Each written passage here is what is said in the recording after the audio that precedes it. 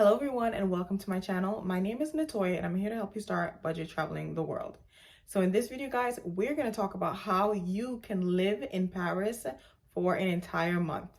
Now, I know I'm not the only one that always dreamed of living in Paris for a month, but the one thing holding me back was the money. I thought it was so crazy expensive to live in Paris for a month, but after visiting Paris 4 times, I definitely know some tips and tricks of saving money. Now, this video is a part of my Paris series, how to travel in Paris on a budget. It's a ton of videos to help you save money in Paris, take that dream trip to Paris. It's everything from how to eat in Paris on a budget, where to stay, and I just created a video on a breakdown of the cost of living in Paris, so I go into great detail. I'll link that playlist above and below. This is going to be a 3-part video: pre-departure task, finding housing, that's a very important thing, and how to save money for your entire month in Paris, like things you have to do, how to eat on a budget, all that jazz. So be sure to watch the end of the video to get the whole entire picture and know exactly what you need to do to live in Paris on a budget for a month. So guys, we're going to go into the nitty-gritty details of every single thing you need to book your trip to Paris on a budget and to stay in Paris for a month and do it all on a budget. So the first thing you have to worry about before anything else is booking a cheap plane ticket to Paris. Now, I made an entire video how to get cheap plane tickets from anywhere to anywhere, so I'll link that above and below. But just to get into quick detail on how to get a cheap ticket to Paris is that you need to go to Paris off season. That's the #1 way to get a cheap ticket to Paris. Go off season.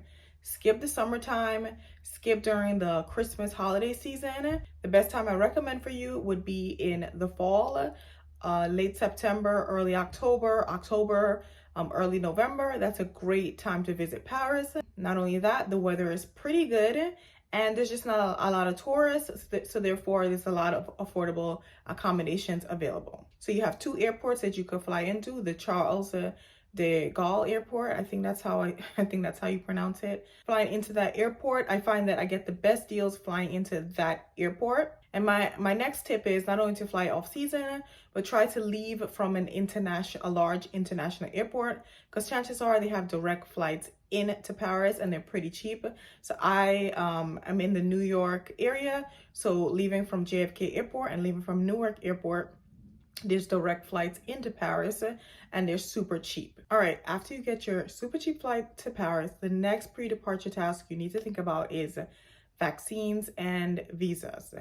If you're coming from the US, you most likely do not need a visa, but if you're coming from a different country, you need to do your research to make sure, to determine if you need a visa to get into France. But let's talk about vaccines next. And of course, we're dealing with COVID right now, and it depends on what your vaccination status is. Like, are you vaccinated or not? That will determine if you need to take a COVID test to get into France. But if you, as of October 2021, all you need to get into France is to be vaccinated. Make sure you watch my video on how is France during COVID. I'll link it above and below. I just get into detail of how Paris is during COVID, what to expect, dining out, traveling around, all that jazz. But if you're watching this after COVID, just ignore that. All right, so now that you have your flight dates, like you book your flight, the next thing you have to do is book travel insurance. Now, you need travel insurance when going abroad because you need to protect yourself. And travel insurance covers just about, well, it depends on the policy, but most travel insurance covers everything from a lost baggage to getting sick to trip delay. So just make sure you have travel insurance. I highly recommend using World Nomads travel insurance. I've been using them for years. I'll link that below. They cover just about everything you need when traveling abroad. So do check that out in the description. Or you can check out insuremytrip.com. They're just a search engine to help you find the best travel insurance for you. The next thing you have to do is sign up for Smart Traveler Enrollment Program, which just lets the US government know where you are in Paris, just in case something happens and they need to find you. So it's very simple. It'll take you 5 minutes to fill out. So make sure you do that before leaving for Paris. And your last pre-departure task is packing for Paris. Now, I don't think you need a lot of things for Paris. The number one thing you need is a adapter and maybe a voltage converter. You need an adapter to literally plug your items into the wall, and you need a voltage converter to convert the voltage of your appliances so that you can use it in Paris. So I made a video on the 18 things you need to travel with. I'll link that above and below. And in that video, I cover just some things I found that no matter where I go in the world, from Japan to France to Poland, I needed those items. So be sure to check that out in the description below. All right, guys, we're on to step 2, finding housing in Paris, budget housing in Paris. Now, I used to be so worried about finding somewhere affordable to stay in Paris because I just assumed that it would be crazy expensive, especially since we would be paying in euros. I used to worry about that so much, and this is probably the number one thing that stopped me from going to Paris, because I was always good at booking cheap plane tickets, but again, housing, I was just caught up in that for whatever reason. So guys, if you're gonna stay in Paris for a month, you can't stay in a hotel. It's just not gonna work out. That's gonna be crazy expensive. You're gonna have to book some short-term rental, whether on Airbnb.com or Verbo.com, or if you want to sublease somebody's apartment for a month. But again, you're gonna have to rent some kind of apartment because it's gonna be crazy expensive to do a hotel. So I highly recommend just using Airbnb.com to find an accommodation. So guys, I made a whole video about finding some place to stay in Paris. I'll link that above and below. I just got into great detail on finding somewhere to stay on a budget in Paris. So guys, where you stay in Paris will determine how much money you're spending on accommodation. So if you're staying right by the Eiffel Tower, it's going to be a ton of money and it's just not going to be doable. But if you're staying somewhere outside of near the outskirts of Paris, like my favorite neighborhood to stay is Montmartre. If you're staying somewhere there, it's going to be much cheaper. And it's such an awesome, cool neighborhood. So I love staying there because it's cheap and because, like I said, it's a cool, hipster neighborhood. So what you're going to do is you're going to go to Airbnb.com. You're going to search the dates that you're around the dates that you're interested, and try to be flexible if you can. So say you want to go in the month of October or November. If you're both open to both October and November, just search October, click on October and November, and make sure you have flexible selected. And then you can put the amount of money that you want to pay. So I can't really give you an exact price of how much you'll pay for a month in Paris because it depends on the neighborhood you're staying, and it depends on the size of the apartment, the look of the apartment, all that jazz.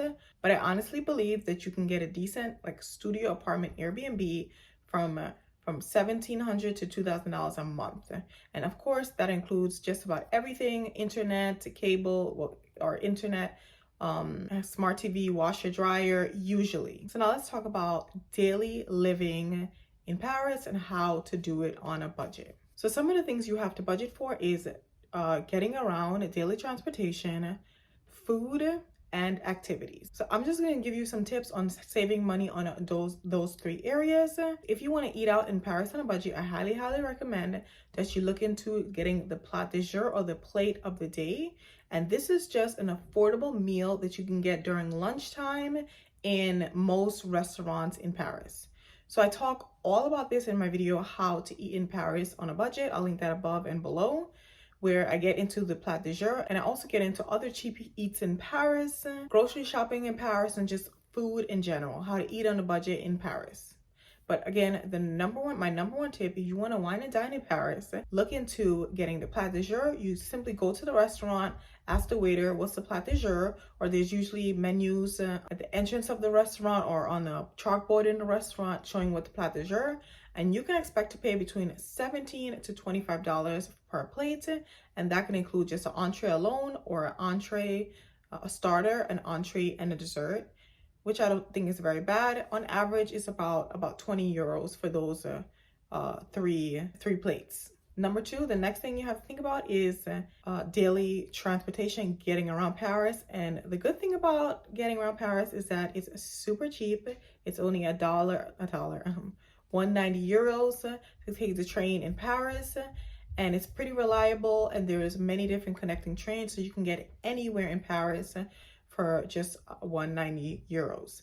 And Paris is such a walkable city, so you might not have to take the train anyway. So just budget for that. And finally, activities.